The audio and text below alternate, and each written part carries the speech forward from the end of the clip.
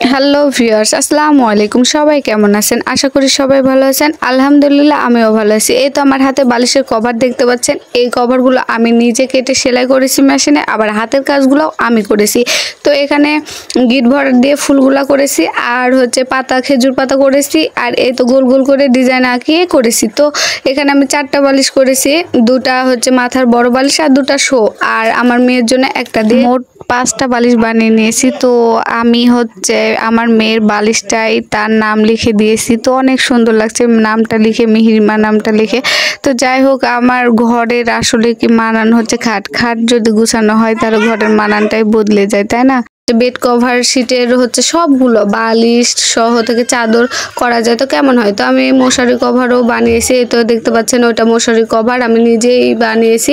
তো এখন মশারিটা ঢুকাবো। তো আমি এগুলা করেছি বালিশের, কিন্তু বিছনার চাদরটা এখনো করা হয়নি।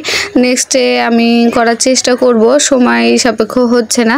তো এই তো আমি মশারি কভারটা নিয়ে নিয়েছি, আর এখানেও 2 কালার সুতা দিয়ে সেলাই করেছি। তো পেস্ট আর গোলাপি দিয়েছি আর ঘিয়া দিয়েছি, মানে 3 কালার মিক্স করেছি। তো যাই হোক, এই পেছনে চেন দিয়ে আমি বানিয়েছি মেশিনে। তো এখন এই মশারি কভারটা ঢুকাচ্ছি। তো মশারি কভার ঢুকানোর পরে মনে হবে যে এটা একটা বালিশ, কিন্তু তো আসলে বালিশ না। তো মশারি এভাবে এমনি টাঙায় রাখলে দেখতে খারাপ লাগে, আর যদি এভাবে ঢুকিয়ে আমি হচ্ছে রেখে দিই তাহলে বিছানার সৌন্দর্যটাও বাড়বে আর দেখতেও ভালো লাগবে। তাই জন্য আমি এটা হচ্ছে করে নিজে হাতে করেছি। অনেক কেনা পাওয়া যায়, কিন্তু আমি কেনা করে নিইনি, আমি হচ্ছে নিজে পারি। তো পারি যেহেতু, তাহলে আমি কেন হচ্ছে কিনবো? তাই জন্য আমি নিজে এটা গস কাপড় কিনে হাতে সেলাই করে মেশিনে সেলাই করে বানিয়েছি। তো সবাই বলবেন কেমন হয়েছে আমার হচ্ছে বেড কভার শিটটা। তো বালিশের কভারের ডিজাইনগুলো ভালো হয়েছে কি, মশারি কভারটা ভালো হয়েছে কি, আসলে আমি পারি কি পারি না। এই তো আমার হচ্ছে মশারিটা ভরা হয়ে গেছে, একদম বালিশের মতন লাগছে। চাইলে এটাতে শুতেও পারবে, আরও নরম লাগবে। তো যাই হোক, এখানে ছোট ছোট বালিশগুলো আমি বালিশের উপর দিয়ে সাজাচ্ছি।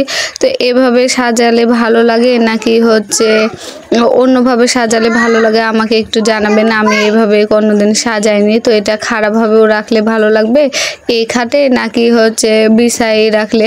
তো আমি দুটাই আপনাদেরকে দেখাচ্ছি যে কোনটা রাখলে আসলে ভালো হয়, আমাকে অবশ্যই জানাবেন। তো এই তো দেখেন আমার বালিশের কভারে ফুল আর হচ্ছে ডিজাইনটা, আর আমার খাটটা আসলেই চেঞ্জ হয়ে গেছে।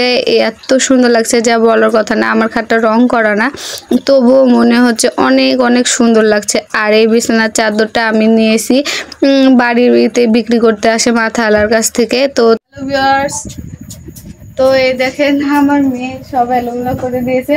তো এই খাটে এটা হচ্ছে নিচে রেখে গুছায় নাকি এভাবে খাড়া করে গুছায় আমার জানা নাই। সবাই যদি জেনে থাকেন আমাকে অবশ্যই কমেন্টে জানাবেন কিভাবে গুছালে ভালো লাগবে।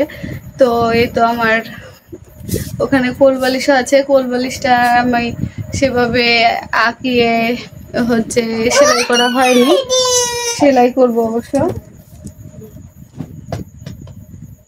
তো আজকে এই পর্যন্ত, সবাই ভালো থাকবেন, আল্লাহ হাফেজ।